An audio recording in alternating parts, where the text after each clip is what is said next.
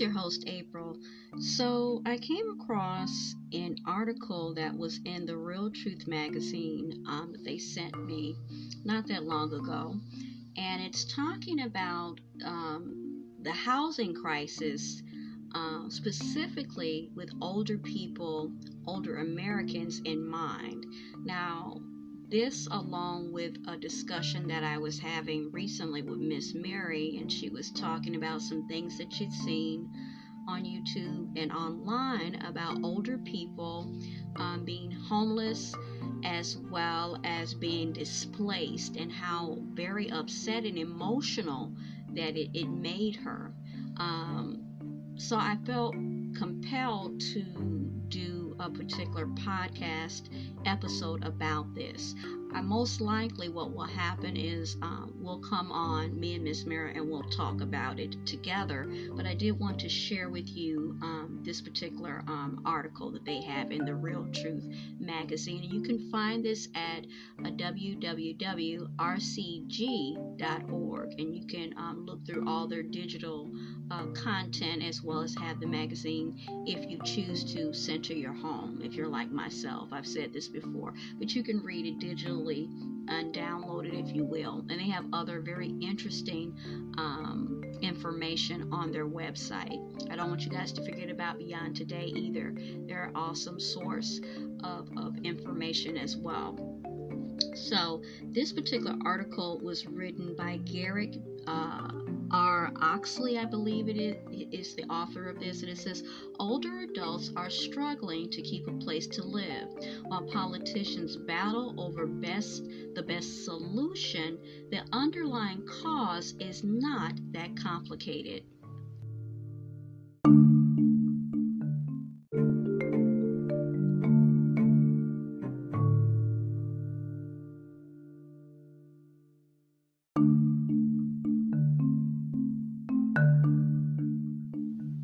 So calamity can strike in an instant.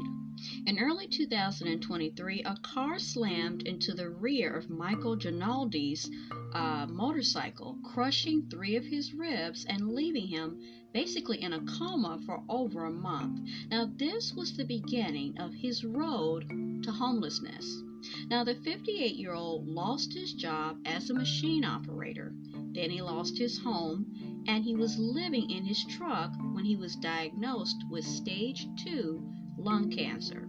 Now, obviously, he was too young to get Social Security, so Mr. Ginaldi began living temporarily in a shelter for people 55 years and older in Phoenix, Arizona, while he navigated the process of trying to qualify for disability payments.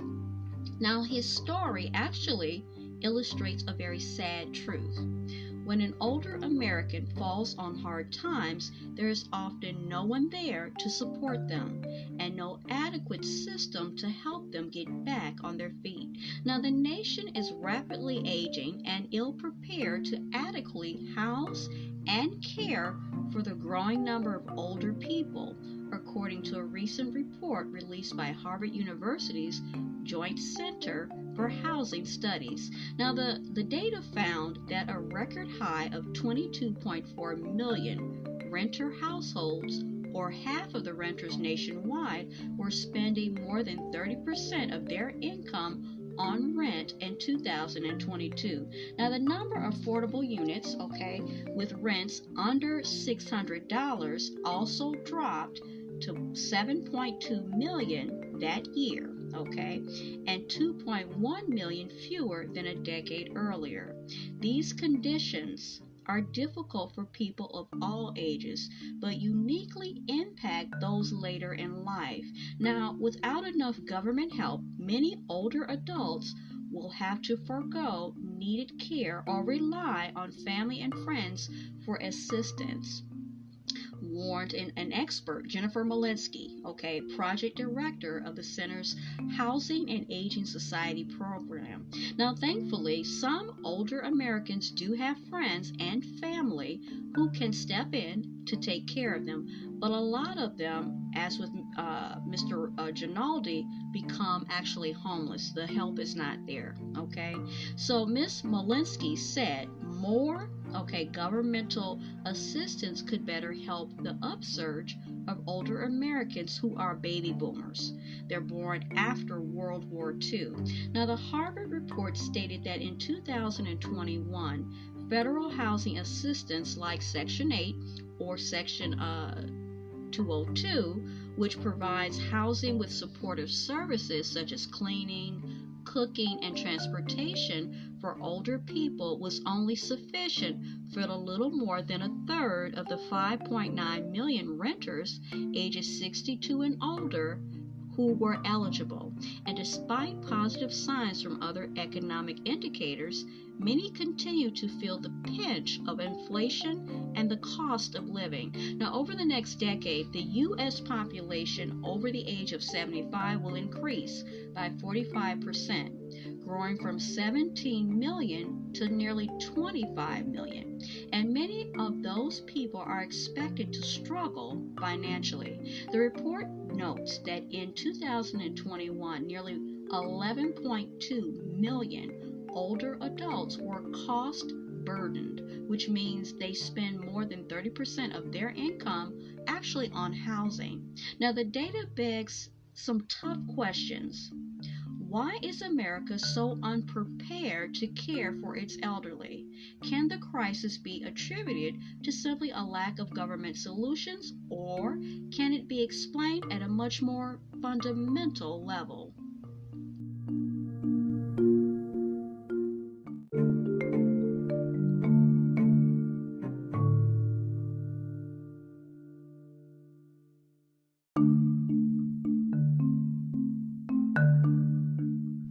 So, as people reach old age, they often want to retire and enjoy a slower pace of life.